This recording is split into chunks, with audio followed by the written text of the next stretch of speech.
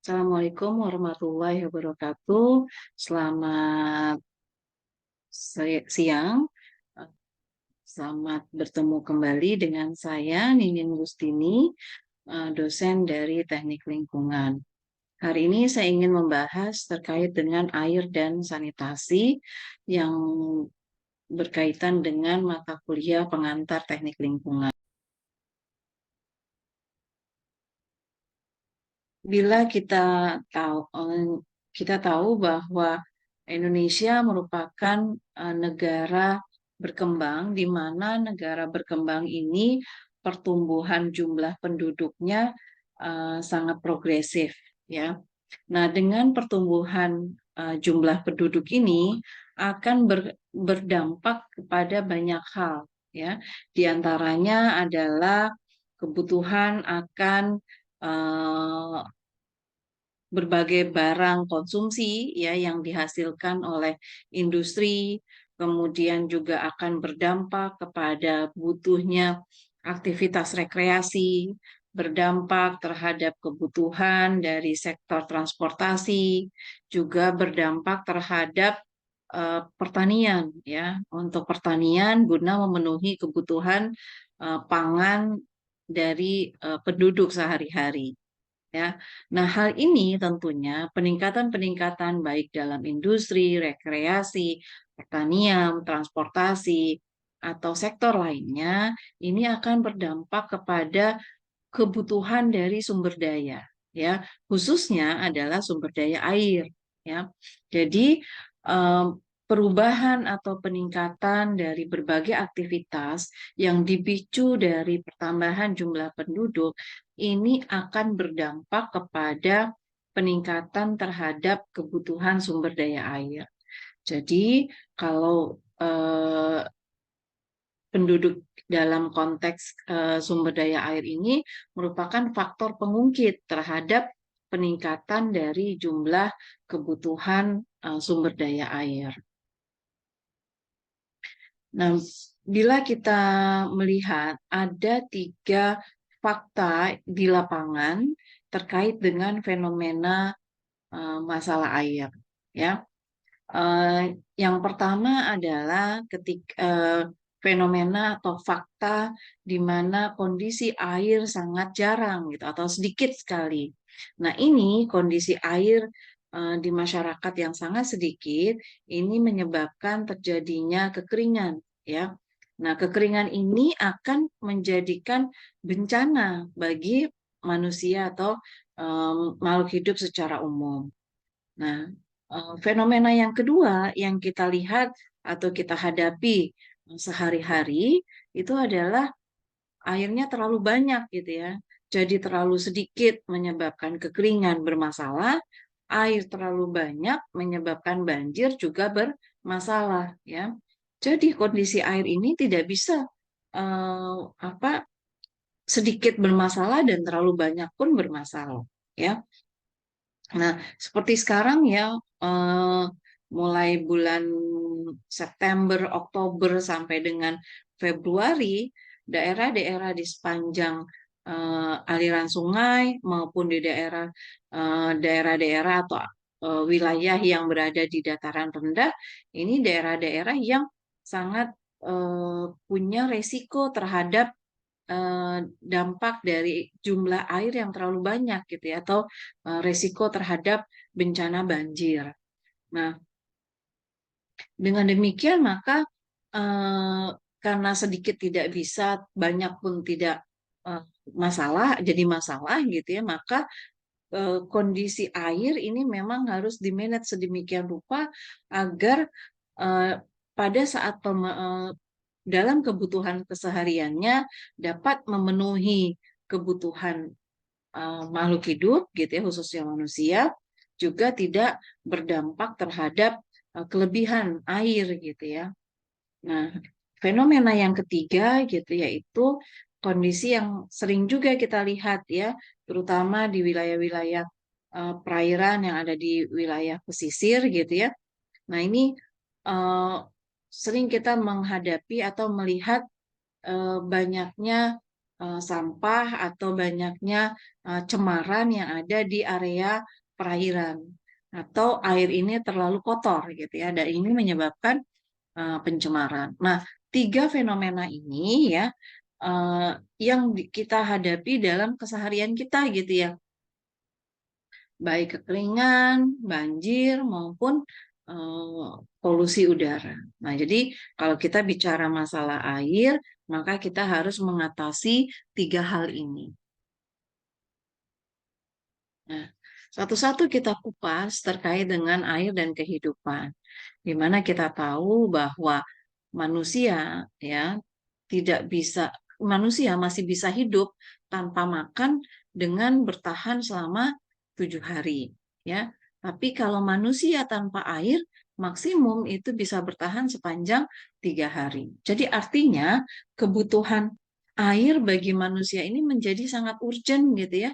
Tidak bisa hidup tanpa adanya air untuk memenuhi kebutuhan kita sehari-hari. Mungkin kita pernah sedikit trial gitu ya, hidup agak terbatas air pada saat eh, apa Jawa Bali blackout gitu ya, sehingga PDAM yang menggunakan listrik tidak bisa melayani pengolahan air bersih, kemudian orang-orang yang menggunakan air tanah yang membutuhkan pompa untuk menyerap air tanah juga tidak bisa beroperasi, sehingga kita kekurangan nih air bersih gitu ya.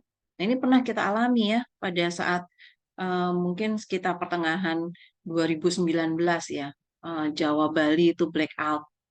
Nah, ini bagaimana susahnya kita pernah hadapi gitu ya, bahwa air ini tidak bisa main-main, kalau tidak ada ya kita akan susah sendiri ya. Nah, air dalam kehidupan keseharian kita baik manusia, hewan, tumbuhan ini digunakan untuk menopang hidupnya gitu ya. Manusia untuk minum gitu ya, untuk masak, makan gitu ya, banyak juga menggunakan air. Tanaman untuk hidup, begitu juga untuk hewan. Nah, selain untuk kebutuhan inti hidup gitu ya, air juga digunakan untuk menopang berbagai aktivitas ya, seperti serba cuci ya, cuci piring, cuci baju, cuci kendaraan dan lain-lain gitu ya. Juga untuk mengatasi masalah sanitasi ya.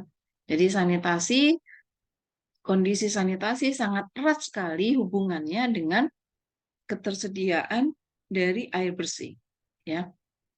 Kecenderungannya wilayah yang bermasalah dengan air bersih akan menghadapi kondisi sanitasi yang buruk ya. Jadi antara sanitasi dengan layanan air bersih ini memiliki korelasi yang tinggi, karena di mana wilayah yang sanitasinya buruk biasanya memiliki layanan air bersih yang tidak baik atau buruk juga.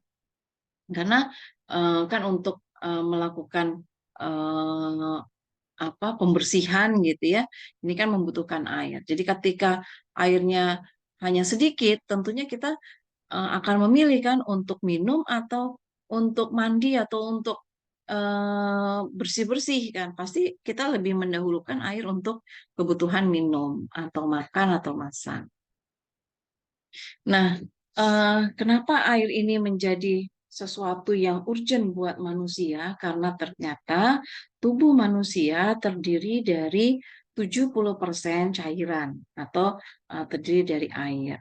Sehingga karena 70%-nya merupakan cairan, tentunya kebutuhan yang terbesar adalah kebutuhan akan air gitu ya. Em, Baik di organ otak, paru-paru, hati, tulang, ginjal, dan sebagainya, ini memiliki kebutuhan air yang beragam. Dan secara total itu kebutuhan untuk manusia, kebutuhan air untuk manusia itu sekitar 70%. Nah, artinya kalau air tubuh kita membutuhkan 70%, maka kita harus mensuplai kebutuhan air ke dalam tubuh kita gitu ya untuk memenuhi kebutuhan 70% tersebut. Nah, apabila gitu ya, apabila tidak terpenuhi kebutuhan air tersebut, maka tentunya akan berdampak buruk kepada manusia ya. Apa aja dampaknya? Ya bisa sakit yang paling rendah gitu ya. Sakit entah diare, entah misalnya kekurangan cairan gitu ya, lemah dan seterusnya. Bahkan juga bisa menyebabkan kematian. Ya, itu yang berdampak terhadap kesehatan manusia secara langsung. Nah, secara tidak langsung juga air dapat menyebabkan penurunan kesejahteraan gitu ya. Kenapa? Karena ketika manusia seseorang sakit, maka dia kan harus mengeluarkan biaya untuk berobat. Dia mungkin kalau yang bekerjanya harian, dia tidak bisa mendapatkan penghasilan dalam satu hari kalau dia sakit. Nah, kalau beberapa hari, berarti kan biayanya makin besar. Nah, tadinya uang itu bisa digunakan untuk memenuhi kebutuhan yang lain, maka karena dia sakit gitu ya, maka uang tersebut harus atau dijadikan sebagai eh, untuk memenuhi kebutuhan pengobatan atau kebutuhan memenuhi kebutuhan apa dampak dari sakit atau bahkan dia tidak bisa mendapatkan penghasilan gitu ya. Nah, dengan demikian kesejahteraan mereka akan menurun.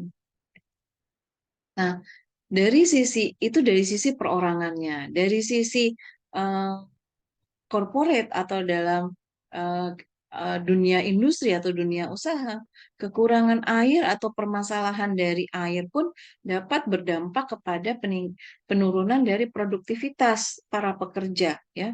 Nah, kalau pekerjanya aja sebentar-sebentar sakit gitu ya, maka kan jumlah barang yang bisa diproduksi atau jumlah layanan yang bisa dipenuhi itu juga akan berkurang kan. Nah, kalau karyawannya sakit, otomatis kan layanan terhenti, produksi akan berkurang ya. Nah, ini akan berdampak kepada produktivitas dari perusahaan atau produktivitas dari industri ya. Nah, jadi artinya bahwa air dengan manusia itu eh, sangat berhubungan gitu ya, sangat berhubungan.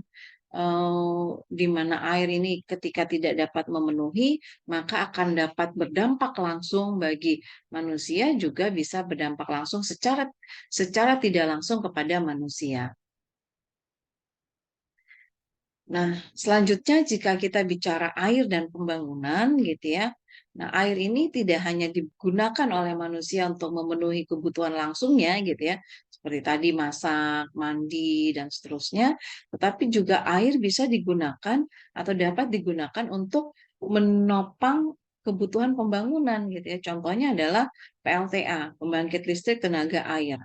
Nah, PLTA ini dapat eh, air ini dapat digunakan untuk menggerakkan turbin dan hasilnya akan menghasilkan listrik yang dapat dimanfaatkan oleh masyarakat yang ada di sekitar. Ya, selain itu juga air bisa digunakan untuk aktivitas pariwisata. Ya, Indonesia sangat terkenal dengan ekowisatanya, gitu ya. Nah, ekowisata yang ada di Indonesia sebagian besar berada atau dilayani oleh eh, disediakan karena adanya sumber daya air gitu ya. Misalnya kayak air jeram, terus kemudian wisata air, menyelam ya, snorkeling, diving dan lain-lain. Itu semua terkait dengan masalah air atau ketersediaan dari air. Nah, belum lagi untuk di industri gitu ya. Industri ini kan baik industri yang menggunakan air sebagai bahan baku maupun industri yang menggunakan air sebagai bahan tambahan gitu ya, bukan sebagai raw material inti. Nah, selanjutnya gitu, air ini juga bisa dimanfaatkan sebagai sarana atau eh, media untuk transportasi gitu ya, seperti untuk eh, kapal laut gitu ya atau speedboat gitu ya yang menghubungkan satu pulau dengan pulau yang lain. Apalagi di Indonesia ya, wilayahnya kepulauan gitu ya. Jadi transportasi air ini menjadi pilihan ya selain transportasi udara gitu ya. Jadi karena kepulauan gitu ya, tidak bisa dijangkau semuanya dengan daratan gitu ya, transportasi darat, maka pilihannya kalau nggak udara ya air gitu ya. Jadi memang air ini sangat eh, sangat berhubungan gitu ya dengan proses pembangunan yang ada di Indonesia.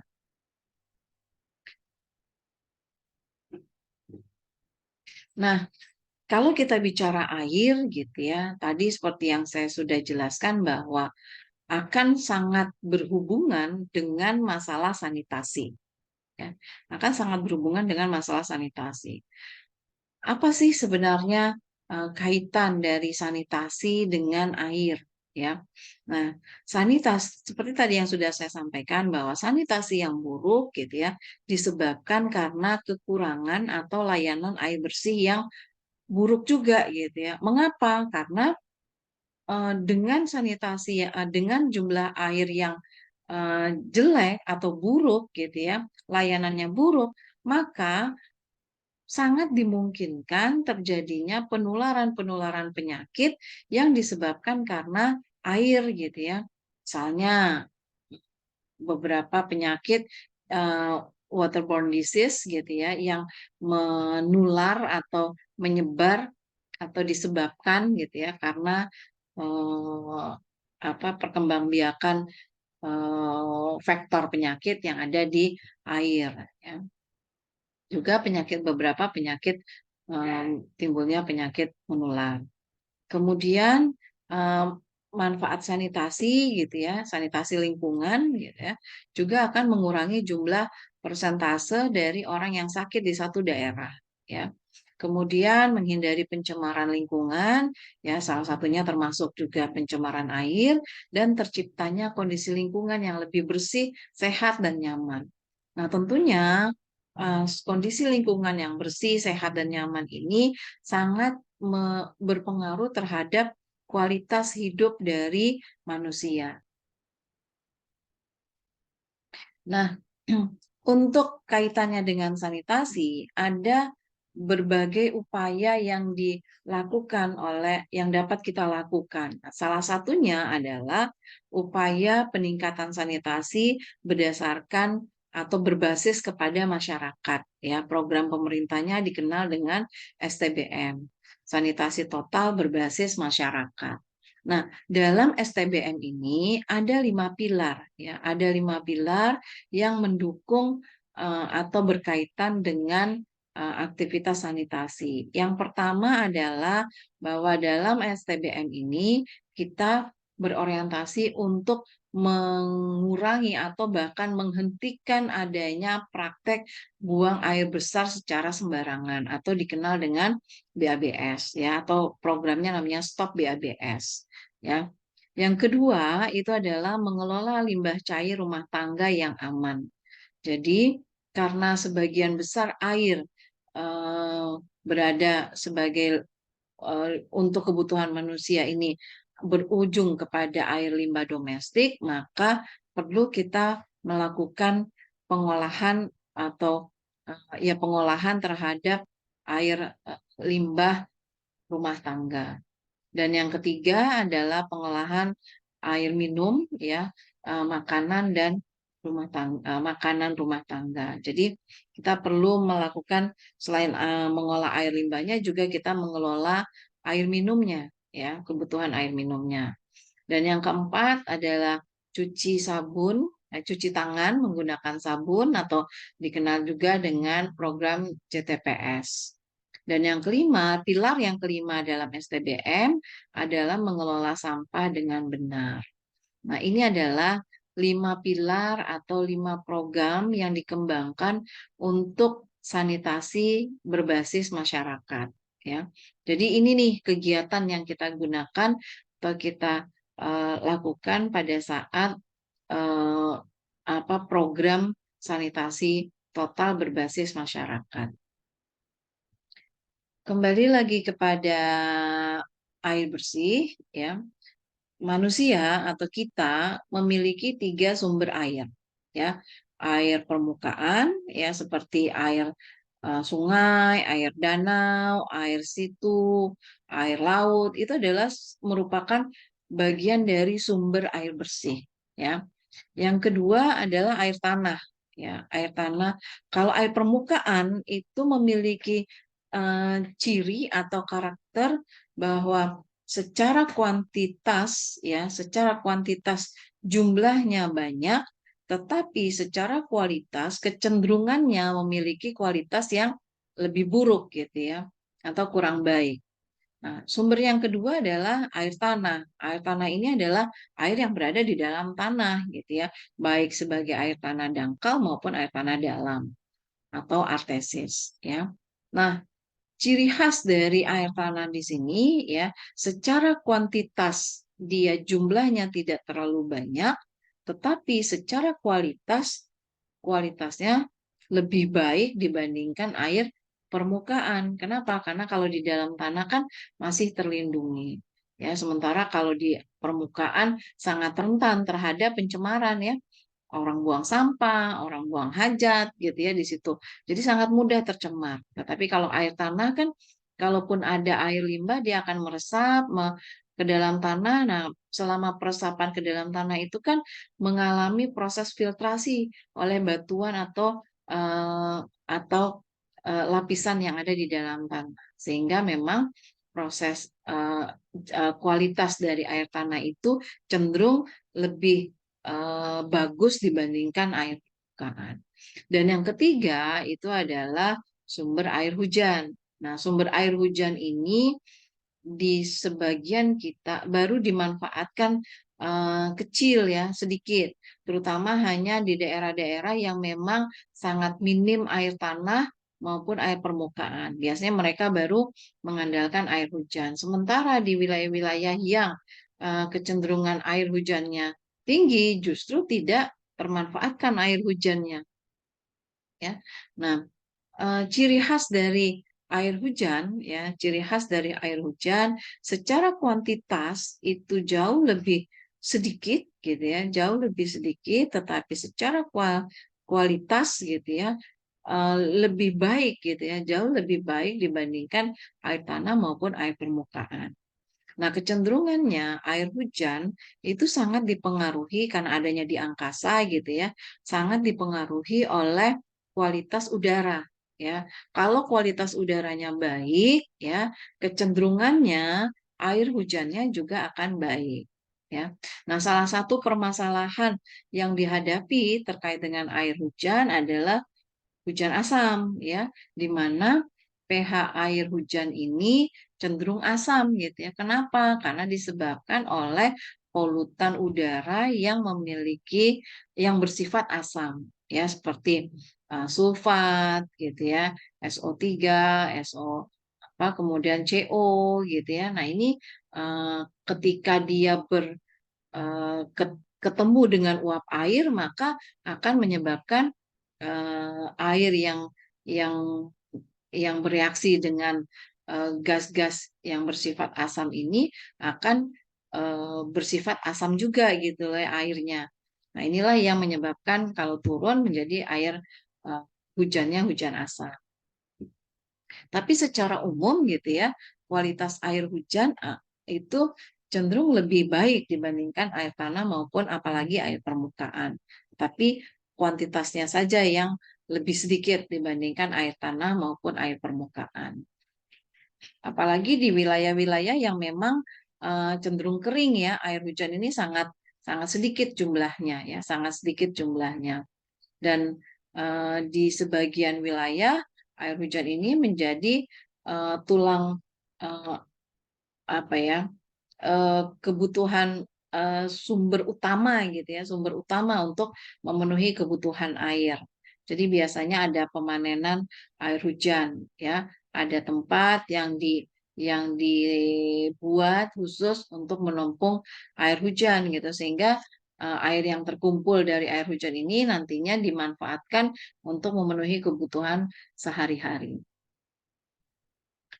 Nah, tidak kalah penting kalau kita bicara air, kita eh, perlu bicara masalah siklus hidrologi, di mana siklus hidrologi ini yang menyebabkan menyebabkan air di muka bumi ini tidak pernah berkurang, ya.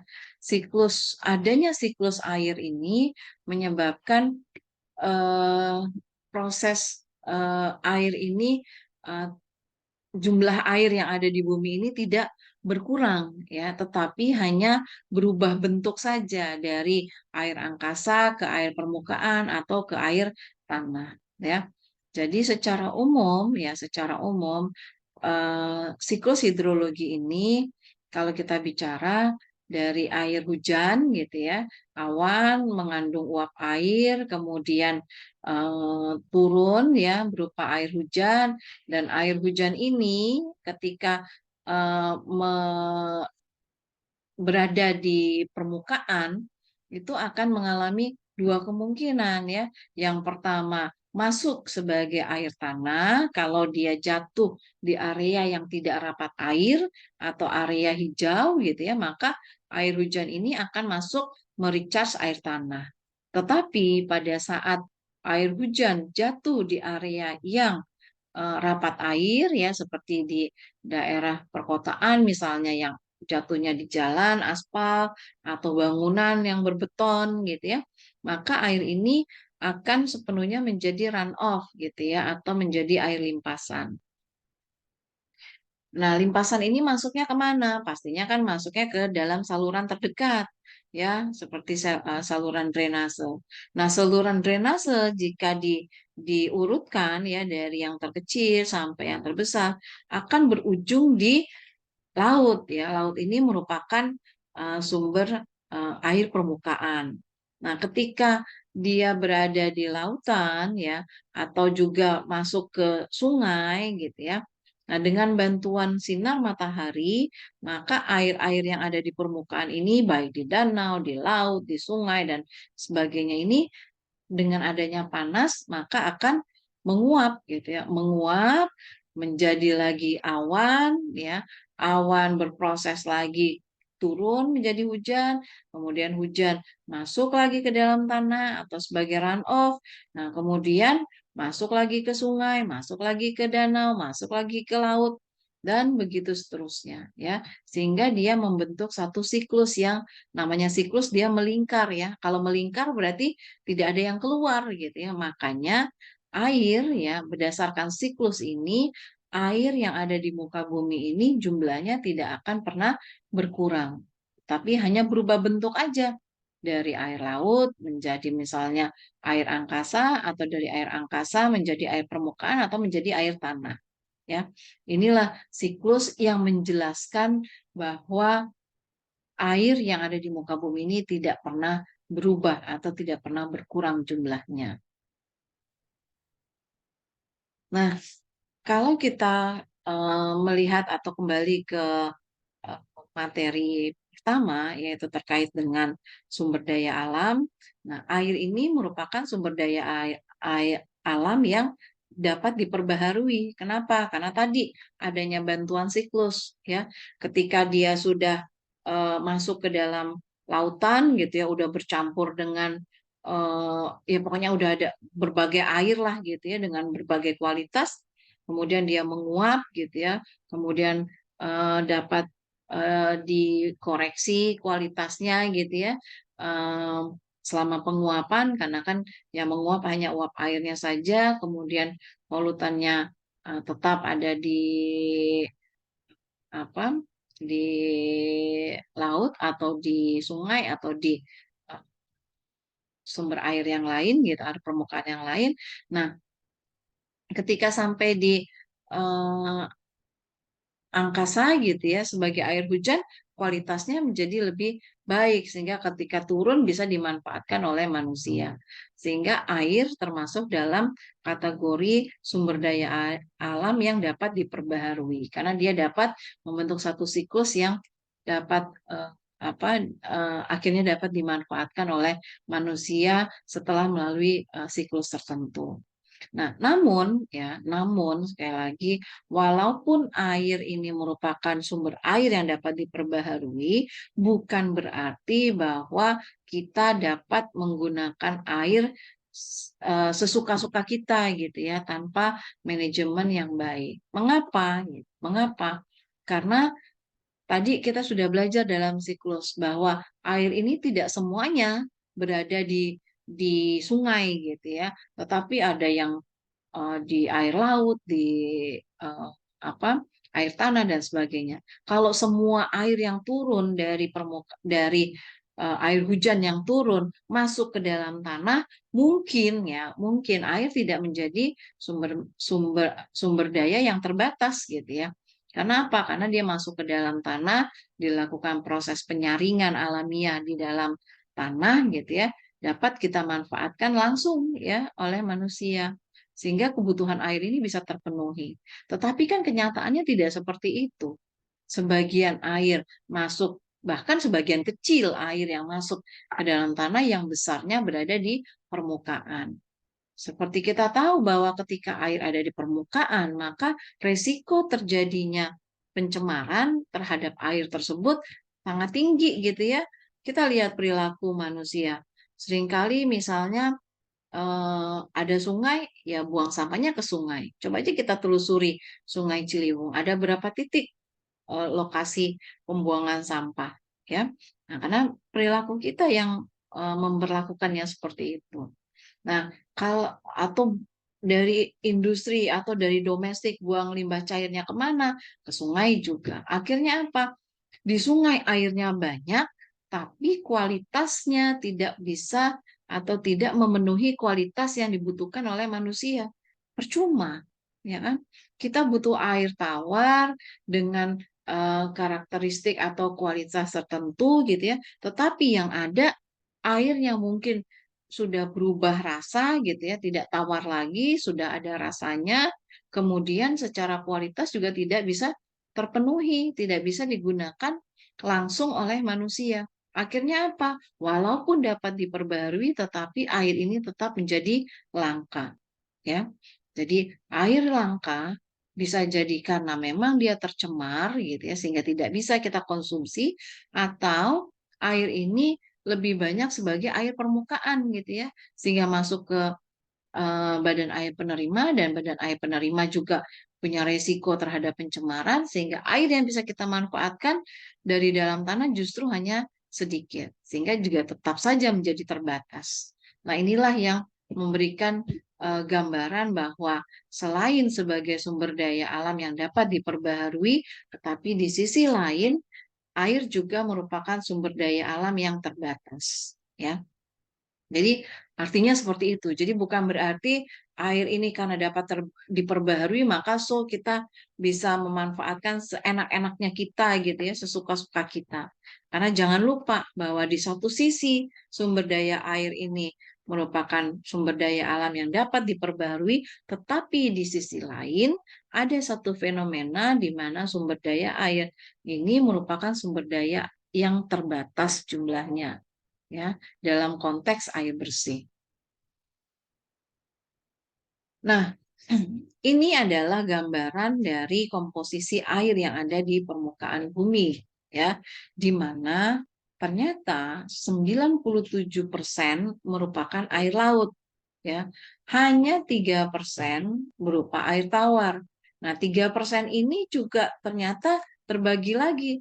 Ada yang dalam bentuk es ya 2,7, dan 0,3% baru merupakan air permukaan, ya. Merupakan air permukaan. Nah, artinya dari gambaran di sini gitu ya. Dari gambaran di sini terlihat bahwa jumlah air yang tersedia di muka bumi ini lebih banyak dalam bentuk air yang tidak bisa kita manfaatkan secara langsung gitu ya. Kenapa? Karena kan kita manusia butuhnya air tawar, bukan air laut. Sementara yang lebih banyak adalah air laut. Artinya apa? Kalau 97% ingin kita manfaatkan gitu ya, maka kita harus melakukan treatment terlebih dahulu ya untuk menyesuaikan terutama kandungan mineral dan salinitas dari air laut ya agar bisa dimanfaatkan atau menggantikan atau mensubstitusi dari kebutuhan air tawar, ya. Nah, untuk air tawar itu sendiri pun ternyata hanya 0,3% yang merupakan air permukaan, artinya air yang ada di danau, di sungai gitu ya, di situ ya, itu hanya 0,3%. Lebihnya masih tersimpan sebagai cadangan air dalam bentuk es ya, baik di kutub utara maupun di kutub selatan.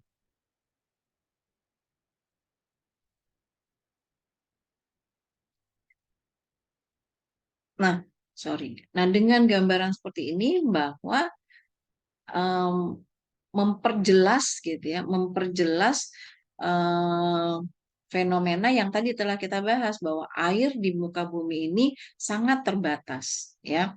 Eh, Dia memang dapat diperbaharui tetapi jumlahnya sangat terbatas ya.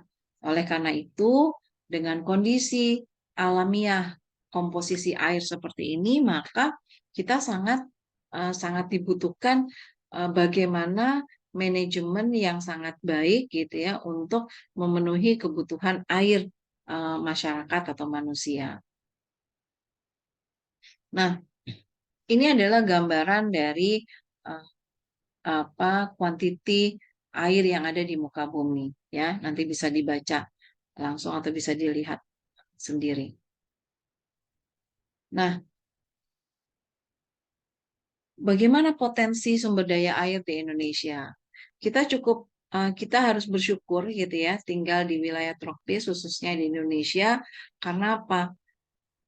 Ketersediaan air ya di Indonesia itu cukup besar, yaitu sekitar 694 miliar kubik per tahunnya ya. Nah, dari 694 miliar ini ya, ternyata ya kita ini baru memanfaatkan sebanyak 23%-nya saja.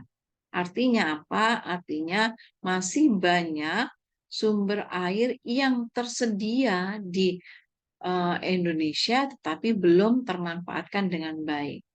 Apakah belum termanfaatkannya karena memang belum dimanfaatkan atau ada question mark juga apakah sisanya ini yang tidak bisa dimanfaatkan gitu ya karena sudah tercemar atau kondisinya sulit dijangkau dan seterusnya. Ya, ini sebenarnya menjadi question mark juga. Apakah memang eh, sumber air kita yang sangat banyak sehingga tidak belum dimanfaatkan secara keseluruhan atau karena tidak dapat dimanfaatkan gitu ya karena kualitasnya yang kurang baik. Nah, dari sumber daya air atau air yang sudah dimanfaatkan ternyata 20% itu untuk kebutuhan rumah tangga. Ya, artinya untuk mandi, untuk makan, untuk minum, untuk serba cuci yang lain ya. Hanya 20% tuh untuk kebutuhan manusia, untuk kebutuhan rumah tangga. Sisanya ternyata 80% ini digunakan untuk memenuhi irigasi. Artinya apa dari data ini? Data ini menunjukkan bahwa eh, proses atau aktivitas pertanian kita ini masih boros air ya, masih boros air. Nah, apakah karena kita merasa jumlah airnya banyak sehingga kurang memanage dengan baik gitu ya atau seperti apa? Atau teknologi pertaniannya yang perlu direvisi atau yang perlu ditinjau ulang gitu ya bagaimana membuat eh, pertanian yang ramah terhadap air. Nah, ini adalah potensi air tanah ya. Ini juga menarik ya. Fenomena ini menarik.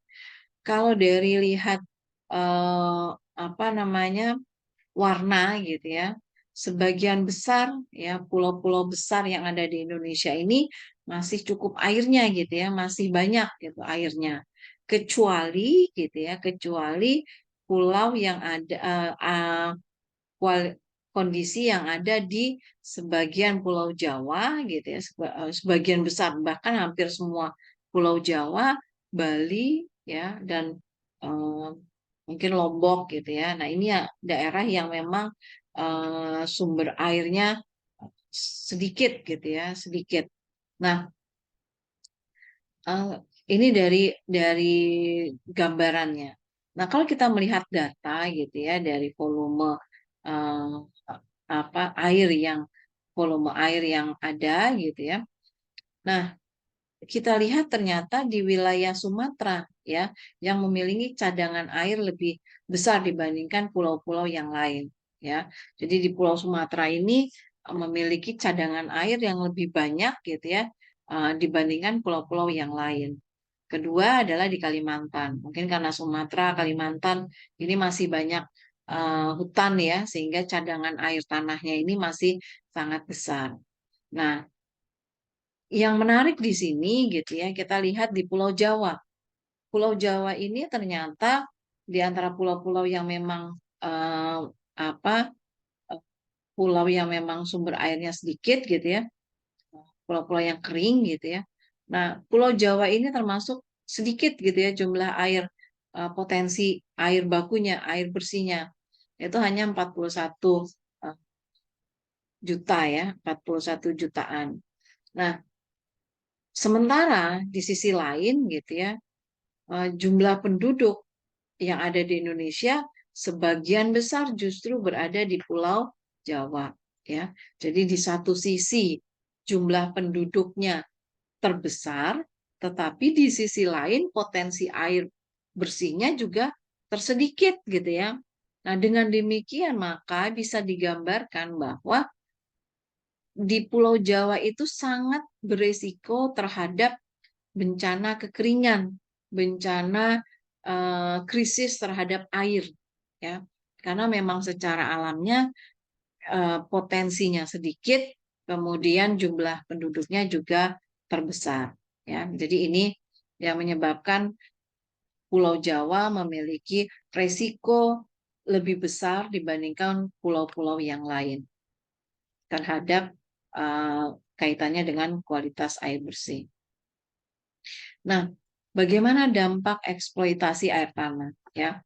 Terutama di wilayah perkotaan gitu ya, di wilayah perkotaan itu penduduk atau masyarakat itu lebih lebih happy atau lebih senang menggunakan air tanah gitu ya dibandingkan sumber air yang lain. Nah, apabila banyak aktivitas yang menggunakan air tanah, tentunya ini bukan sesuatu yang tidak memiliki dampak gitu ya. Nah, dengan eksploitasi sumber air tanah ini berdampak ke banyak hal gitu ya, ke banyak proses yang lain ya. Nah, eh, hasil dari riset ya menunjukkan bahwa permukaan laut Jakarta gitu ya, permukaan laut Jakarta setiap tahunnya itu naik setengah senti ya, setengah senti sih naiknya gitu, tapi kan luas gitu ya. Nah, setengah senti setiap tahunnya naik ya. Nah, artinya apa? Muka air lautnya naik terus nih, naik gitu ya. Nah, ini disebabkan karena apa? Disebabkan karena pengaruh dari global warming atau pemanasan global ya. Semakin hebat pemanasan globalnya, maka semakin cepat ya kenaikan muka air lautnya. Atau semakin tinggi kenaikan muka air lautnya. Nah, di sisi lain gitu ya, di sisi lain laju penurunan air tanah di Jakarta itu sekitar 5 sampai 12 cm per tahun ya. Bayangkan 15 sampai 12 cm per tahun. Nah, artinya si muka tanah ini di satu sisi tadi air laut makin tinggi, di sisi lain permukaan justru makin merendah. Nah, inilah yang menyebabkan wilayah-wilayah pesisir DKI Jakarta itu cenderung sering terkena dampak banjir rob gitu ya karena darat diakuisisi oleh laut gitu ya. Lautnya makin tinggi, daratnya makin rendah ya. Nah, kenapa hal ini terjadi gitu ya? Kok permukaan tanahnya makin rendah? Kenapa gitu? Karena gitu ya. Nah, tanah ini di dalam tanah itu kan isinya eh, batu-batuan gitu ya, struktur tanah gitu ya, dan air gitu ya, dan air. Nah, kalau saya ilustrasikan gitu ya, antara apa pori-pori di dalam tanah itu kan isinya disanggah oleh air gitu ya, disanggah oleh air. Nah, ketika kita menggunakan air secara berlebih, maka rongga-rongga yang tercipta antar batuan di dalam tanah tadinya terisi oleh air, karena airnya kita sedot terus, maka dia akan kosong. Ya. Nah, kalau kosong, rongga-rongga kosong gitu ya, mungkin kalau baru dia akan tetap berada di tempatnya. Tetapi makin lama, kelamaan gitu ya, si rongga kosong ini kan makin lama akan memadat. Apalagi gitu ya, aktivitas di atas permukaannya juga berat gitu ya. Eh, Baik bangunan maupun kendaraan, laju kendaraan yang ada di atas permukaannya gitu ya. Nah, beban di atas permukaan berat, pori-pori di antara batu-batuan di dalam tanah sudah kosong akan air karena airnya diambil gitu ya. Maka si permukaan ini akan lama-lama memadat kan gitu ya. Kalau tanah kosong gitu kan, maka lama-lama di atasnya berat kan lama-lama dia akan memadat ya. Nah, dengan pemadatan muka tanah ini, maka menyebabkan penurunan dari permukaan eh, suatu wilayah gitu ya, misalnya di kota Jakarta. Nah, inilah dampak yang signifikan lah dirasakan untuk atau dari aktivitas eksploitasi atau pemanfaatan yang berlebih dari air tanah. Nah, contoh signifikan ya, contoh signifikan yang ada atau yang sudah kita hadapi saat ini adalah di kawasan Pluit, Penjaringan ya, wilayah Jakarta Utara ya yang berbatasan dengan eh, berdekatan dengan laut gitu ya. Dia merupakan wilayah yang mengalami penurunan muka air tanah muka tanah yang cukup besar gitu selama 3 dekade atau 30 tahun ya. Nah, beberapa daerah di daerah Pluit ini mengalami penurunan ya, penurunan muka tanah gitu ya hingga 1,8 meter. Ya, kenapa? Karena beban di atasnya makin banyak, makin besar gitu ya. Sementara di dalam tanah eh, rongga pori-pori antar batuan ini kosong gitu ya, tidak terisi oleh air. Airnya diambil terus oleh manusia gitu ya. Nah, sementara recharge air tanahnya berkurang gitu. Kenapa? Karena di atasnya sudah tertutup permukaan yang rapat air ya, seperti aspal, beton, semen dan sebagainya, sehingga air tidak bisa masuk ke dalam tanah. Jadi kalau kita ambil terus kan tidak ada recharge ke dalam tanah ya, di dalamnya pori-porinya akan kosong. Dengan beban yang di atas yang berat ya tentunya pastinya permukaan akan memadat dan akan turun jadinya. Ini adalah dampak dari eh, apa eksploitasi air tanah. Masih banyak lagi sih sebenarnya dampak eksploitasi air tanah. Nah, itu bisa dibaca di berbagai literatur atau eh, sumber-sumber yang lain. Nah, upaya untuk mengatasi apa berkurangnya sumber air tanah ini ada beberapa upaya ya, di antaranya adalah eh, pembangunan atau pembuatan sumur resapan. Nah, sumur resapan ini seperti kita buat jalan tol gitu lah, jalan tol tapi untuk air gitu ya. Biasanya air ini kan apa, menyerapnya secara alamiah tuh ya. Nah, kalau dengan sumur resapan ini memang dibuatkan jalur gitu ya, dibuatkan jalur untuk air masuk ke dalam tanah ya. Jadi eh, biasanya merupakan bisa dihubungkan dari talang rumah gitu ya, bisa juga eh, dibiarkan gitu, artinya lepasan dari run off permukaan saja atau dari saluran saluran saluran air gitu ya, saluran air yang dihubungkan ke dalam sumur resapan. Di mana sumur resapan ini di bagian dinding-dindingnya itu tidak rapat air kecuali bagian atas, kemudian terisi oleh batu-batuan yang dapat sebenarnya berfungsi sebagai filtrasi gitu ya. Sebelum masuk ke dalam tanah dia difilter dulu gitu oleh batu-batuan tadi, sehingga seperti jalan tol aja, air masuk ke dalam tanah melalui sistem sumur resapan ini. Artinya namanya jalan tol berarti kan lebih cepat gitu ya. Kalau lebih cepat kan berarti prosesnya lebih banyak lah air yang teresap ke dalam tanah. Nah, itu salah satu upaya konservasi. Upaya yang berikutnya yaitu yang sudah dikenal dengan lubang biopori. Nah, lubang biopori ini sebenarnya prinsipnya sama dengan sumur resapan gitu ya, sama dengan sumur resapan, tetapi proses ini mengkombinasi antara proses pemupukan, proses pembuatan kompos gitu ya, proses pengolahan bahan organik, limbah organik gitu ya, sampah organik dengan recharge air tanah ya.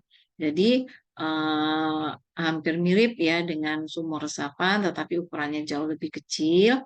Jadi dibuat lubang ya, di mana lubang ini diisi oleh bisa uh, apa namanya sisa sisa serasah gitu ya. Terus kemudian ya daun-daunan lah gitu ya, daun-daunan atau bahan organik lainnya yang bisa dimasukkan ke dalam lubang biopori ini. Nah, di dalam lubang biopori ini atasnya karena terbuka eh, bisa masuk air gitu ya. Nanti kalau pada saat pada saat hujan atau pada saat adanya limpasan gitu, maka air bisa masuk ke dalam tanah, bisa masuk ke dalam tanah. Nah, di mana sampah-sampah yang ada, sampah organik di sini juga bisa diproses ya, diproses pelapukan, penguraian oleh mikroorganisme yang ada di dalam tanah, baik mikroorganisme maupun hewan yang ada di dalam tanah, sehingga sampah di sini bisa berubah menjadi kompos ya. Nah, jadi di sini konsep biopori ini mengkombinasikan antara upaya untuk recharge air tanah juga pembuatan kompos secara bersamaan dalam satu proses. Nah, eh, lebih spesifik ke dalam air minum gitu ya. Tadi itu adalah sumber daya air secara umum ya, sumber daya air. Nah, kalau kita tadi dalam konteks air dan kehidupan, maka yang kita bahas lebih mendalam adalah air minumnya gitu ya, air minumnya. Nah, pemerintah gitu ya telah menargetkan di tahun 2024 gitu ya. Jadi pemerintah sudah menargetkan nih melalui PUPR gitu ya, menargetkan bahwa 100% pada tahun 2004 100% eh, masyarakat akan atau dapat memiliki akses air minum yang layak ya, akses air minum yang layak. Nah, secara baseline atau data awalnya kondisi tahun 2018 gitu ya, layanan air akses air bersih untuk masyarakat itu baru 88%. Artinya masih ada 12% PR ya selama 2 tahun mendatang nih sampai tahun 2024.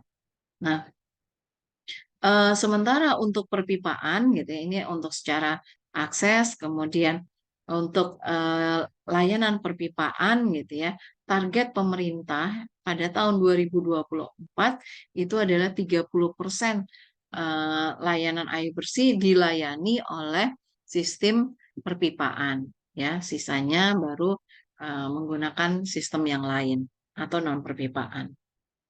Nah, em, membahas target gitu ya, target layanan air bersih, Indonesia juga ada dua sebenarnya target yang dikejar ya, yaitu target internal Indonesia, yaitu berupa target yang ditetapkan dalam RPJMN gitu ya, Rencana Pembangunan Jangka Menengah Nasional gitu ya, yang berakhir di tahun 2024. Tadi yang sudah saya jelaskan bahwa dalam RPJMN kita harus atau target pemerintah itu adalah 100% ya layanan uh, akses air bersih yang layak ya, akses air bersih yang layak. Kemudian 15% uh, akses akses air bersih yang aman dan SR per tahunnya sebesar 10 juta ya. Jadi akses untuk perpipaannya 10 juta. Nah, target yang kedua yaitu adalah target internasional, yaitu kesepakatan negara-negara berkembang ya, yang dituangkan di dalam SDGs ya, Sustainable Development Goals. Nah, eh, perkumpulan negara-negara berkembang ini menargetkan bahwa di tahun 2030 masyarakat harus 100% memiliki akses air bersih yang aman ya, akses air minum yang aman. Jadi kalau tadi di RPJMN kita 100% layanan air bersih yang layak gitu ya di tahun 2024, tapi kalau untuk di SDGs tahun 2030 masyarakat 100% harus mendapat akses air minum yang aman ya. Nah, bagaimana akses air minum yang aman posisinya? Nah, kalau kita ilustrasikan di dalam piramid gitu ya, eh, yang pertama adalah bahwa eh, sumber air yang layak gitu ya. Yang pertama adalah sumber air yang layak, artinya bahwa masyarakat memiliki sumber sumber air yang dapat dimanfaatkan gitu ya. Eh, sumber airnya artinya dapat digunakan untuk memenuhi kebutuhan hidup mereka sehari-hari. Nah, setelah sumber airnya ini ada layak gitu ya, ada gitu ya. Yang kedua adalah aksesibilitas ya. Apakah sumber daya airnya ada, bisa diakses nggak gitu ya? Kalau sumber daya airnya ada, tetapi adanya di ujung gunung gitu ya, sementara masyarakat adanya di bagian bawah kan akan sulit. Nah, tandanya aksesnya tidak terpenuhi. Jadi aksesibilitas ini tidak hanya dari aksesibilitas dalam konteks fisik tadi ya, jarak misalnya gitu ya, tetapi juga dalam konteks ekonominya ya. Apakah air yang disediakan itu dapat diakses secara ekonomis ya, dapat memenuhi kesanggupan masyarakat untuk membayar gitu ya untuk memenuhi kebutuhan airnya. Jadi ada istilah tambahan gitu ya untuk kriteria air bersih selain kualitas, kuantitas, kontinuitas, dan satu lagi adalah keterjangkauan. Ya, ini untuk memenuhi persyaratan aksesibilitas. Kemudian setelah aksesibilitas gitu, kita juga harus memenuhi ketersediaan. Ya, ketersediaan artinya kecukupan antara supply dan demand ya, supply dan demand. Aksesnya banyak ya, sumbernya banyak, bisa diakses. Tetapi gitu ya, secara kuantiti ternyata antara supply dan demand ini tidak terpenuhi gitu ya, tidak sesuai. Demandnya lebih banyak daripada supply-nya gitu loh. Kan kalau yang pertama ini kita hanya bicara pada sumbernya saja, ya, dari sisi sumber. Nah, kalau di level yang ketiga, ini kita berbicara dari sisi sumber maupun dari sisi penggunanya, gitu ya. Nah, ketika sumbernya banyak, tapi penggunanya juga lebih banyak lagi, ya tetap aja akan kekurangan, ya. Nah, jadi target yang berikutnya adalah ketersediaan, ya, bahwa air ini harus tersedia, mau dipakai jam pagi, mau siang, mau sore, mau malam, gitu, air tetap tersedia, ya. Di bulan Januari, Februari, Maret, dan seterusnya, itu air tetap tersedia, ya. Itulah aspek ketersediaan. Dan yang terakhir yang paling tinggi ya posisinya itu adalah air yang aman ya. Apa air yang aman apa maknanya? Ya air yang dapat dikonsumsi langsung ya oleh manusia. Kriterianya apa? Ya kriterianya adalah memenuhi kualitas air minum yang ditetapkan oleh pemerintah melalui Permenkes ya 492 tahun 2010 ya. Jadi inilah leveling dari eh, layanan air bersih ya atau layanan air minum.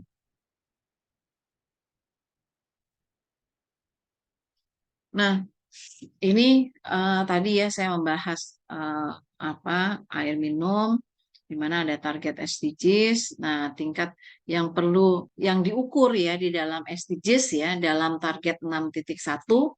Nah, target 6.1 ini adalah target SDGs yang dituangkan dalam SDGs di mana kita mengukur eh, berapa persen sih sebenarnya yang tidak ada akses gitu ya. Nah, yang dimaksud dengan tidak ada akses itu adalah bahwa manusia, masyarakat memenuhi kebutuhan air bersihnya berasal dari air-air permukaan gitu ya, yang tidak diolah, tidak dilindungi gitu. Pokoknya menggunakan langsung aja. Ada sungai, airnya kita pakai buat nyuci gitu ya, buat masak dan seterusnya. Secara langsung gitu ya. Nah, ini disebut dengan tidak ada akses. Jadi kita hitung tuh dari seluruh wilayah yang ada di Indonesia, berapa persen sih dari seluruh jumlah penduduk, berapa persen sih penduduknya yang tidak memiliki akses air minum, ya, tidak ada akses air minum. Jadi orang ini memenuhi kebutuhannya ya langsung aja ngambil ada ada sungai ya dia ngambil dari sungai gitu ya. Nah, kemudian klasifikasi yang kedua adalah akses yang tidak layak, ya.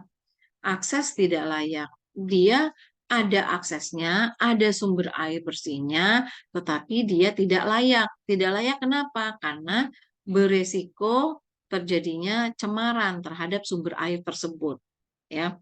Nah, itu contohnya adalah kalau misalnya masyarakat mengkonsumsi atau mengambil atau memanfaatkan air berdasarkan sumur yang tidak terlindungi atau mata air yang tidak terlindungi, ya. Kalau yang tadi nih tidak ada akses, ya pokoknya dari air permukaan, mau airnya bersih, mau airnya kotor gitu, pokoknya ngambilnya dari air permukaan aja, karena nggak punya pilihan dan nggak punya sumber yang lain. Itu dalam kategori tidak ada akses. Nah, kalau tidak layak akses ya beda gitu ya. Kalau tidak layak akses tuh ada sumber air bersihnya gitu ya seperti seperti sumur ya, kemudian air tanah, tetapi secara konstruksi dia tidak terlindungi. Artinya apa? Walaupun dia memiliki sumber air bersih, tetapi kalau tadi kan sumber air ya, ini memiliki sumber air bersih tetapi dia tidak terlindungi sehingga masih memiliki resiko atau tidak terstandar kualitasnya gitu ya. Nah, itu yang disebut dengan akses yang tidak layak. Nah, kalau ada lagi istilah dihitung juga adalah akses layak terbatas. Jadi aksesnya layak gitu ya, di jumlahnya terbatas gitu ya, jumlahnya terbatas atau layanannya terbatas. Ini cirinya apa? Ya, dia bisa mengambil air dari air perpipaan atau dari keran umum atau dari sumber atau apa sumur atau dari sumber air mata air yang terlindungi. Jadi sumber airnya udah oke gitu ya, udah oke. Tetapi gitu ya, tetapi dalam pemanfaatannya membutuhkan waktu tempuh yang lebih dari 30 menit ya. Jadi kita ketika mengaksesnya butuh waktu 30 menit. Baik karena jaraknya yang jauh gitu ya sehingga kita harus jalan jauh gitu ya atau kita dekat tetapi antriannya panjang. Jadi ketika kita mau dapat sumber airnya udah lebih dari 30 menit waktu yang kita siapkan ya. Nah, itu termasuk dalam kategori air yang akses layak terbatas ya, akses layak terbatas. Nah, yang selanjutnya yang dihitung lainnya adalah akses layak dasar ya. Nah, atau basic access. Nah, ini apa? Yaitu air masyarakat yang memenuhi airnya dari sumber air bersih yang terlindungi, yang terlindungi gitu ya, dan waktu tempuhnya untuk mengakses kurang dari 30 menit gitu ya. Ya, misalnya kayak kita di rumah lah gitu ya. Sebenarnya kita itu baru pada basic akses gitu ya, basic akses layak dasar gitu. Kenapa? Karena gitu ya, karena kalau kita di keran di rumah gitu kan, tinggal kan kurang dari 30 menit kita mau butuh air ke kamar mandi kan sebentar sedikit gitu ya, beberapa detik aja gitu bisa dapat air bersih gitu kan. Kita tinggal ke toilet. Nah, itu dalam kategori basic access. Jadi artinya kita sudah memperoleh sumber air yang layak secara kualitas, gitu. Artinya sudah berasal dari sumber air yang terlindungi, gitu ya, baik dalam jenis perpipaan maupun non perpipaan ya, berupa mata air atau sumber yang terlindungi, dan waktu aksesnya kurang dari 30 menit ya, itu namanya basic access. Nah, yang terbaik atau yang tertinggi kastanya ya yang dihitung itu adalah akses yang aman. Nah, kalau standar dari SDGs atau target SDGs adalah ini nih, akses aman gitu ya.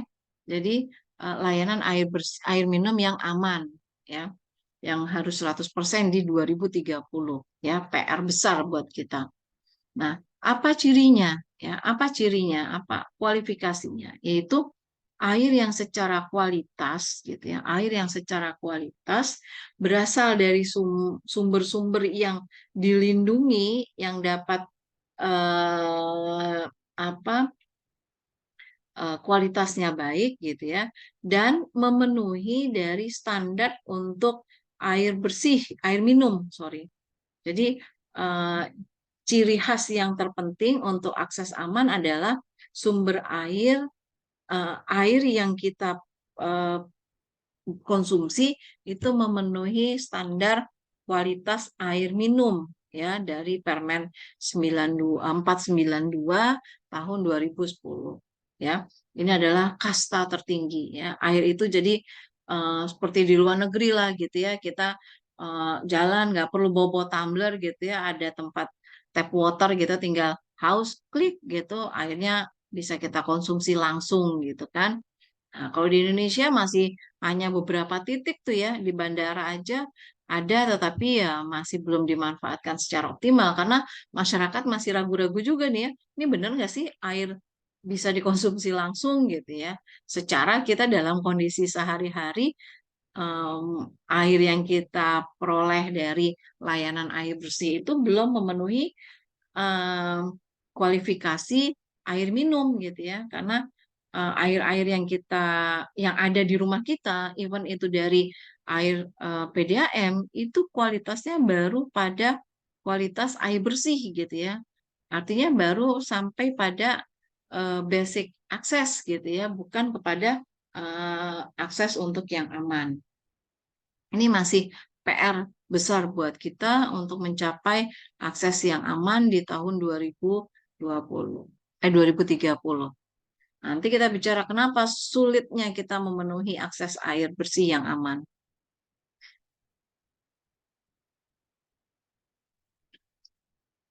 Nah, ini target sanitasi, oke, ini tadi sudah kita bahas ya bahwa sanitasi itu indikatornya adalah BABS, di mana kita target pemerintah itu adalah nol ya, tidak boleh ada orang yang membuang air besar secara sembarangan, karena dengan BABS ini gitu ya akan mempengaruhi kualitas sumber air kita ya. Targetnya kita ingin dapat yang aman, boro-boro aman gitu ya, layak, yang basic akses aja tidak bisa gitu ya, karena banyak terjadi pencemaran oleh bahan organik terutama dari buangan tinja manusia.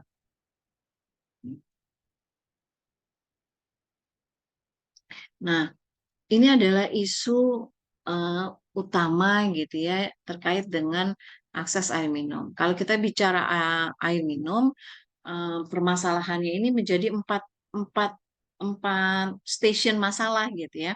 Yang pertama, ada air bakunya gitu ya, punya masalah tersendiri, diproduksi juga ada masalah tersendiri, didistribusi juga ada masalah, dan di rumah tangganya sendiri atau di konsumennya juga ada permasalahan juga.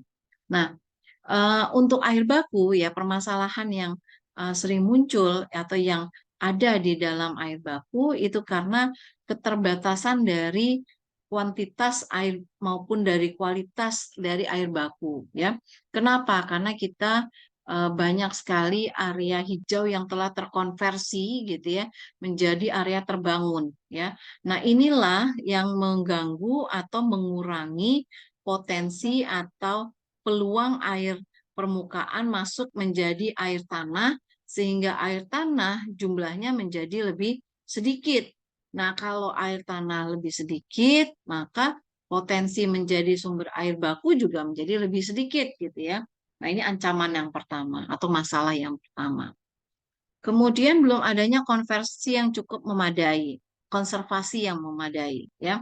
Seperti kalau konservasi di perkotaan tadi ya, masalah apa namanya? Upaya untuk eh, sumur resapan, biopori itu belum maksimal tuh ada di masyarakat ya. Nah, selain itu juga upaya-upaya konservasi secara besar-besaran gitu ya, terkait dengan perlindungan ruang terbuka hijau, kemudian area hijau agar tidak terkonversi, itu juga masih lemah gitu ya, masih lemah. Sehingga masalah air baku ini berasal dari hal tersebut ya, adanya konversi lahan hijau atau lahan terbuka menjadi ruang terbangun dan tingginya beban pencemar ya. Ini adalah 3 poin masalah utama gitu ya dalam konteks air baku. Jadi dari sisi kualitasnya ya, eh, karena memang tingginya pencemaran, kemudian dari sisi kuantitasnya memang karena apa namanya eh, jumlahnya sedikit, eh, karena air angkasa yang turun ke permukaan ini justru lebih banyak sebagai air permukaan dibandingkan dengan eh, air tanah, sehingga kalau udah masuk di air permukaan kan cenderungnya eh, apa terdampak dari pencemaran ya, sehingga apa namanya permasalahan air baku atau kebutuhan sumber air baku ini juga terkurangi. Nah, dari sisi produksi, ya, sisi produksi, kalau kita bicara air bersih, produksi kita yaitu di PDAM ya, yang berperan itu adalah di PDAM. Produksi dan distribusi ini ranahnya ada di PDAM, ya, atau di perusahaan-perusahaan pengolah air bersih, ya. Nah, saat ini dengan adanya undang-undang air yang terbaru, gitu ya, em, pengelolaan pemanfaatan air itu tidak diberikan atau tidak diberikan izin kepada pihak swasta ya, tetapi dikembalikan kepada pemerintah, baik pemerintah daerah maupun pemerintah pusat. Tapi kalau untuk air dalam pengelolaannya diserahkan ke pemerintah daerah. Makanya untuk DKI Jakarta dulu pada saat undang-undang yang lama kan kita bisa memberikan kewenangan kepada koperasi, perorangan, swasta untuk memanfaatkan air gitu ya. Sehingga PDAM memberikan kuasanya dalam mengelola air limbah, air bersih ke perusahaan kerjasama dengan asing ya, Lioness Jaya, PT Lioness atau Palija. Ada juga dengan Airtra gitu ya, ada juga dengan perusahaan-perusahaan kecil-kecil yang lain. Tetapi dengan adanya perubahan undang-undang yang tidak lagi memberikan kuasa atau tidak mengizinkan pengelolaan air itu pada perorangan eh, maupun korporasi gitu ya, maka dikembalikan lagi hak itu kepada pemerintah daerah. Sehingga sekarang PDAM di DKI ya dikembalikan lagi ke apa PDAM yang dikelola oleh pemerintah DKI Jakarta. Nah, apa permasalahan kalau kita bicara kupas untuk masalah produksi ya? Ini masalah yang paling menonjol ya, yang paling menonjol. Jadi banyak sekali masalah teknis ya, tetapi yang masalah paling menonjol yang pertama adalah manajemen operator air minum yang masih lemah ya. Jadi gini, PDAM ini ada stratanya, ada kualifikasinya. Ada PDAM yang kualifikasinya sehat, ada yang sakit, ya, ada yang tidak sehat. Ya. Nah, komposisi di dalam PDAM yang ada di Indonesia itu ternyata baru 59% yang berkualifikasi sehat. Artinya apa? Sehat ini dari sehat prosesnya, ya, artinya dia bisa memenuhi kebutuhan masyarakatnya yang ada di daerah pelayanannya, juga sehat secara finansial, ya. Karena sulit sekali namanya PDAM kan dia harus apa memenuhi kebutuhannya sendiri gitu ya, kebutuhan apa operasionalnya sendiri. Nah, kalau finansialnya tidak sehat, maka sulit sekali PDAM ini dapat beroperasi dengan sehat juga gitu ya, dengan baik juga gitu. Nah, jadi tata kelola dari PDAM itu sendiri juga mempengaruhi bagaimana dia akan menghasilkan kualitas air yang akan dihasilkan. Ya, sebagai contoh misalnya, kalau PDAM yang dalam kondisi keuangan sulit gitu ya, kan dalam proses pengolahan air ya banyak menggunakan bahan kimia dan lain-lain. Ya, atau mungkin menggunakan listrik, tenaga kerja, yang semuanya itu kan ber, terkonversi dengan materi, dengan uang gitu ya. Nah, ketika aspek finansial dari PDAM-nya ini tidak sehat gitu ya, maka eh, jangankan untuk beli bahan kimia gitu ya, untuk bayar karyawan aja gajinya itu udah sulit gitu ya.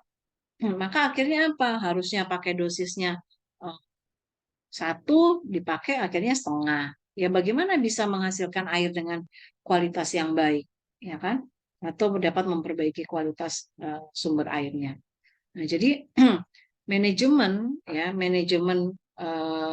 operator atau PDAM di sini tata kelolanya sangat berdampak kepada kualitas dari layanan, ya. Nah, sebenarnya PDAM ini memang terkadang juga secara manajemen, secara tata kelola ini mereka confuse ya, karena di satu sisi PDAM itu didudukan sebagai sebuah perusahaan yang dimiliki oleh daerah, namanya perusahaan kan berarti harus mencari untung gitu ya. Tetapi di sisi lain gitu ya, di sisi lain PDAM mengelola air yang tidak boleh dikomersialkan gitu ya, yang tidak boleh dikomersialkan. Artinya dia harus memiliki eh, apa? Jadi menjalankan bisnis, tetapi dia juga memiliki misi sosial gitu ya. Jadi tidak boleh tuh, misalnya ada daerah miskin gitu ya, tidak mau dilayani sama sekali itu tidak boleh sebenarnya. Jadi harus tetap dilayani. Cuman PDAM juga harus untung. Kenapa? Karena dia berupa perusahaan gitu. Nah, perusahaan kan untuk bergerak ya dia harus ada keuntungan gitu ya. Nah, itulah yang membuat kadang-kadang eh, layanan air bersih di satu wilayah ini tidak bisa berjalan dengan baik ya karena memang eh, tata kelolanya eh, yang masih perlu dilakukan pembinaan.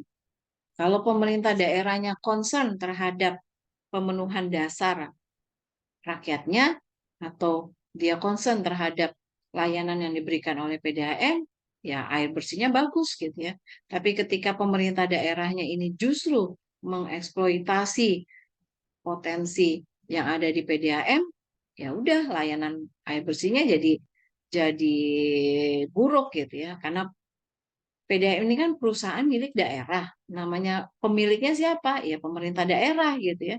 Nah, ketika pemerintah daerahnya tidak concern menjalankan bisnisnya gitu ya, ya udah jadi kacau-kacau gitu loh. Nah ini tidak bisa menghasilkan air bersih yang juga berkualitas gitu ya. Kalau manajemennya aja tidak baik. Nah ini masalah manajemen ini yang dapat mencerminkan bagaimana kualitas air yang ada di masyarakat. Yang kedua ya, yang kedua permasalahan terkait dengan produksi apa yaitu FCR. FCR itu terkait dengan apa full cost recovery. Full cost recovery itu adalah kaitannya dengan tarif ya, tarif air minum. Jadi tarif air minum ini seharusnya adalah full cost recovery. Artinya bahwa biaya yang dibebankan terhadap eh, tarif gitu ya, yang dijadikan sebagai tarif itu adalah biaya yang digunakan untuk melakukan proses pengolahan air gitu ya, baik biaya sumber, biaya eh, proses pengolahan, biaya manajemen gitu ya, maupun biaya-biaya lainnya. Jadi kalau full cost recovery artinya semua itu di si apa namanya si tarif air ini bisa mengcover seluruh pembiayaan gitu ya, seluruh pembiayaan. Nah, sementara baru 36% ya di Indonesia yang PDAM-nya sudah me- apa, berada dalam kondisi full cost recovery ya. Nah, bagaimana kalau tidak dalam full cost recovery? Ya artinya bahwa si biaya ini ada dua kemungkinan ya. Kan gampangnya gini, saya buat kue, harga kue produksi kue itu 1.000, tapi saya jual 800 gitu ya. Berarti kan tidak full cost recovery ya, tidak tidak 100% biaya yang dikeluarkan untuk membuat kue ini menjadi harga harga kuenya. Ya berarti kan ada Rp200 yang tidak dibayar oleh pengguna kan gitu, oleh pembeli. Nah, siapa yang mau menanggung? Ya, hanya ada dua kemungkinan. Yang pertama, kualitas kuenya yang kita turunkan gitu ya, sehingga air yang kue yang harganya 800 ya biayanya kita keluarkan jadi 800 gitu ya. Ya kalau yang dikurangi itu adalah yang inefisiensi. Tapi kalau yang dikuranginya itu adalah proses produksinya sehingga kue yang dibuat itu tidak memenuhi kualifikasi kue yang enak gitu ya. Ini yang bahaya gitu ya. Nah, itu kondisi kondisi di lapangannya seperti itu ya. Nah, jadi eh, kemungkinannya tadi ya, jadi dikurangi atau diturunkan kualitasnya sehingga bisa memenuhi kebutuhan dalam memproduksi airnya gitu ya, atau karena ini perusahaan milik daerah gitu ya, karena ini perusahaan milik daerah, maka si pemiliknya lah yang turun tangan. Berapa harganya? Oh, 800. Berapa biaya produksinya? 1.000. Ya sudah, saya talangi. Saya tambahin tuh dana Rp200 untuk menutupi kerugiannya. Ya.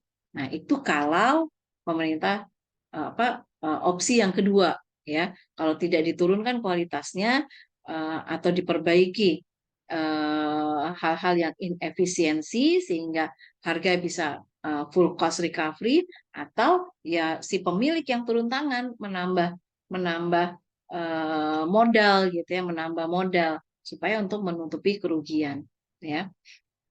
Nah, ini fenomena yang ada di lapangan terkait dengan uh, tarif tadi full cost recovery. Nah, di satu sisi lagi gitu ya, terkait dengan tarif, uh, tarif ini kan untuk PDAM, untuk air gitu ya, karena ini adalah basic need, diklasifikasikan juga oleh WHO sebagai hak asasi gitu ya, harus mendapatkan akses gitu ya, maka si tarif air ini PDAM tidak bisa tuh menentukan harga sendiri ya. Tidak boleh menentukan harga sendiri. Misalnya nih, Direktur PDAM, oh biaya eh, produksinya sekian, ya udah kita naikin ya. Kita seperti jualan lah gitu ya, jualan kue. Harga terigonya, tepungnya naik gitu ya, udah kita naikin gitu. Itu nggak bisa. Direktur PDAM ya. Dia harus mendapat persetujuan dari pemerintah daerah ya, harus dapat persetujuan dari pemerintah daerah dan persetujuan dari DPRD ya, karena perusahaan ini kan milik pemerintah daerah. Nah, DPRD ini kan representatif dari masyarakat gitu ya, jadi harus ada nih persetujuan dari DPRD. Jadi nggak bisa kita menentukan tarif secara full ekonomis ya. Tadi harus ada sisi sosialnya juga gitu ya. Sehingga seringkali ya pemerintah daerah terus harus menambah modal di PDAM karena PDAM-nya nggak bisa full cost terus gitu ya, nggak FCR-nya tidak terpenuhi, sehingga ya udah pemerintah daerah nambah modal lagi gitu ya, supaya tidak rugi gitu, supaya air ini tetap bisa dilayani ya, pengolahan air ini bisa dilayani oleh PDAM. Nah, inilah kondisi-kondisi yang eh, tidak sehat gitu ya dari sisi produksi. Dan yang ketiga itu adalah tingginya idle capacity ya.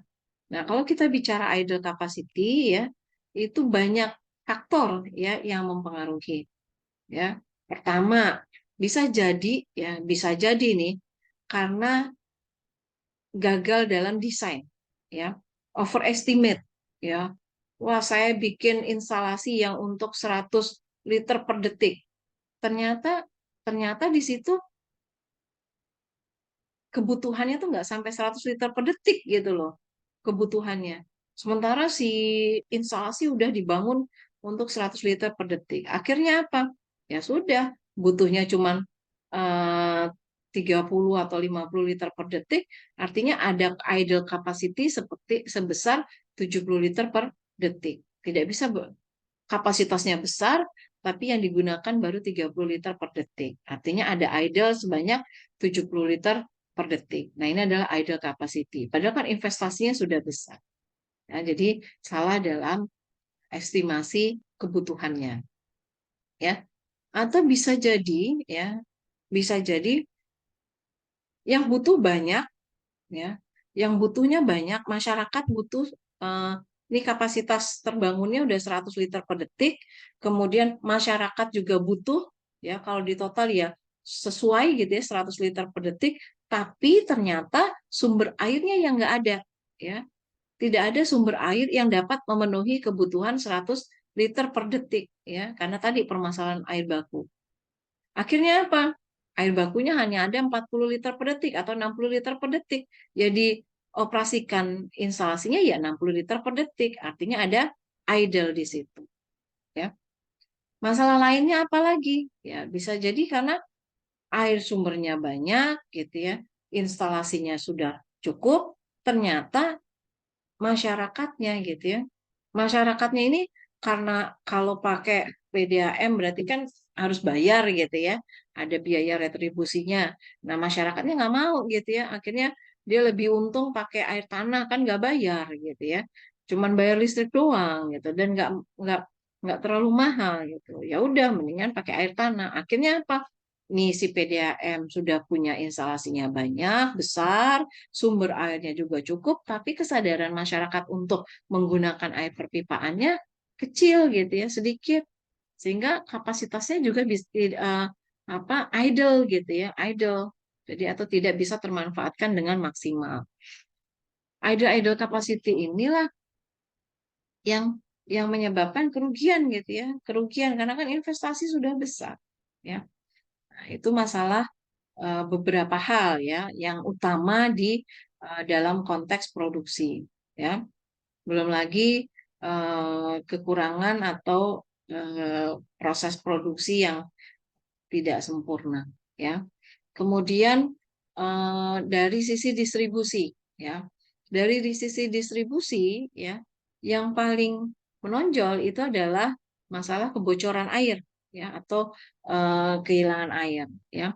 Kebocoran dalam konteks fisik ya, kebocoran dalam konteks fisik artinya ya air yang keluar dari salurannya gitu ya, harusnya diterima oleh masyarakat gitu ya, tapi dia di keluar di dalam saluran ya, entah karena pecah salurannya atau retak atau ada gangguan yang lain ya. Nah, kebocoran air ya di Indonesia itu masih secara rata-rata itu masih cukup tinggi ya 33%. Sementara target ya untuk kebocoran atau kehilangan air ini adalah 20%. Artinya masih di atas rata-rata tingkat kebocoran yang diharapkan. Yang kedua adalah jaringan yang berada di badan jalan sehingga tidak dapat diperbaiki ya. Ini karena perkembangan terutama ini di wilayah-wilayah perkotaan ya, di daerah-daerah yang perkembangannya cepat. Kenapa? Karena tadinya jalannya cuman 3 meter gitu ya. Tapi karena ini kota berkembang pesat, maka ada penggusuran gitu ya. Tadinya jalannya 3 meter, ternyata jadi 6 meter. Nah, si saluran yang awalnya ada di pinggir jalan gitu ya, karena 3 meter di pinggir jalan, karena bertambah jadi 6 meter, adanya di tengah jalan gitu ya. Nah, kalau di tengah jalan, maintenance-nya agak repot gitu, agak sulit gitu, karena dia harus menutup jalan kan, dia harus menutup jalan, sehingga operasional jalan juga akan terganggu. Nah, perkembangan yang tidak terencana, kota yang tidak terencana seperti ini, itu akan mengganggu masalah distribusi, ya, baik dalam maintenance-nya tadi, kemudian dalam potensi kerusakan ya. Kalau pipa adanya di tengah jalan raya, apalagi jalannya ini dilalui oleh kendaraan-kendaraan berat gitu ya, maka sangat eh, riskan gitu atau sangat beresiko terjadinya kebocoran gitu ya, kerusakan pada fisik pipa. Nah, kalau kerusakan pada fisik pipa ya nantinya akan kebocoran. Nah, kalau kebocoran ini kan dari sisi PDAM-nya mengalami kerugian. Airnya tadinya harus diterima oleh masyarakat, kan kalau diterima oleh masyarakat dibayar ya, ada feedback uang gitu kan. Tapi ini bocor gitu ya, baik ke tanah maupun bocor kepada pengguna yang ilegal gitu ya, penggunaan ilegal. Nah, ini jatuhnya harusnya membayar kan, jadi dia tidak membayar ya, sama aja dengan kita gitu ya, bikin kue 10 tapi yang terjual hanya 8 gitu ya, yang dua lagi nggak bisa feedback menjadi uang gitu ya, tidak bisa menutupi eh, uang atau modal yang kita sudah keluarkan. Itu dari aspek distribusi. Nah, permasalahan di rumah tangga gitu ya, atau di masyarakat atau di konsumen gitu ya, karena tadi itu kesadaran masyarakat yang masih rendah untuk melakukan penghematan air. Jadi masyarakat karena kesadarannya rendah ya dia pakai air semena-mena ya. Sementara di sisi lain air baku kita sangat terbatas gitu ya, sehingga yang lain dia pakai boros, yang lain nggak bisa kebagian air gitu ya. Kemudian rendahnya proporsi rumah tangga yang mau mengakses perpipaan. Ya, tadi yang seperti saya sampaikan. Nah, itu sangat berkaitan tuh satu dengan yang lainnya ya. Jadi masyarakat karena lebih senang menggunakan air tanah karena dia gratis kan, air tanah cenderung gratis. Kemudian sehingga kan melemahkan melemahkan apa peluang untuk eh, jualan gitu ya, untuk apa menyediakan air bersih perpipaan sehingga produksinya juga berkurang. Kemudian ya keuntungannya juga jadi berkurang kan, tadinya bisa jual 10 dia hanya jual 8. Kenapa? Karena orang nggak mau beli kan gitu. Jadi inilah sekitar atau seputaran dari permasalahan eh, akses air minum yang aman. Kemudian program apa sih ya yang terkait dengan eh, permasalahan tersebut ya? Untuk air baku ada program peningkatan kuantitas dan kuantitas ya dengan konservasi sumber daya air ya dengan cara tadi ada biopori, ada sumur resapan, ada pencegahan konversi lahan, ada reboisasi ya dalam jumlah yang besar dan seterusnya. Kemudian dari sisi produksi, ini terkait lebih kepada pembinaan manajemen, ya, baik manajemen aset, manajemen pengolahan, manajemen energi dan lain-lain, ya. Kemudian distribusi, ya, kita eh, memperluas apa layanan, gitu ya. Kemudian menurunkan NRW atau eh, kehilangan air gitu ya, kehilangan air dan memperbaiki kontinuitas layanan. Kemudian dari sisi rumah tangga ya, tadi mengaktifkan pilar STDM ya, jadi supaya masyarakat itu mau mencegah membuang sampah sembarangan sehingga tidak mengganggu atau merusak apa namanya sumber air gitu ya dan sebagainya. Kemudian mengawasi kualitas air ya, karena kita juga harus memberikan feedback nih kepada pengelola, misalnya airnya bagus atau tidak gitu ya. Kemudian kita juga menerapkan perilaku hemat air, menjaga kualitas sumber air baku dan seterusnya. Ini adalah peran dari rumah tangga dan pada ujung-ujungnya adalah rumah tangga juga perlu berpartisipasi ya mengkonversi dari air tanah menjadi air perpipaan. Selanjutnya adalah program dan kegiatan yang apa eh, berhubungan satu dengan yang lain ya. Program yang bisa dilakukan adalah integrated water management ya, karena terutama ini kaitannya dengan sumber air baku. Karena kalau air ini kita tidak bisa bicara satu titik gitu ya, karena air itu kan mengalir dari hulu ke hilir. Jadi pengelolaannya pun sulit kalau misalnya eh, orang hulu bicaranya hulu aja, nggak mikirin hilir. Orang hilir bicaranya hanya hilir aja, nggak bisa tidak mempertimbangkan hulu dan seterusnya. Ya, jadi kalau bicara masalah air karena mengalir dari hulu dan ke hilir, maka pengelolaannya pun harus terintegrasi, ya, atau dikenal dengan Integrated Water Management (IWRM). Kemudian yang kedua itu adalah perencanaan pengamanan air minum ya. Jadi bagaimana mengamankan sumber air baku ya, bagaimana mengamankan dari sisi produksi, bagaimana mengamankan dari sisi distribusi, dan bagaimana mengamankan dari sisi rumah tangga ya. Nah, ini dibuat satu perencanaan ya oleh PDAM ya, oleh pemerintah daerah. Bagaimana nih untuk eh, mendapatkan kondisi yang aman ya untuk layanan air minumnya. Dan yang ketiga yaitu program penerapan kabupaten sehat atau kota yang sehat. Nah, kenapa kita air ini berhubungan dengan program kota atau kabupaten sehat ya? Karena kan kalau kota kabupatennya sehat, berarti kan pencemarannya berkurang. Berarti beban dari PDAM untuk mengolah air bersihnya juga akan berkurang, sehingga biaya juga lebih rendah gitu kan untuk operasionalnya, tentunya juga nantinya akan menurunkan biaya atau tarif dari air itu sendiri.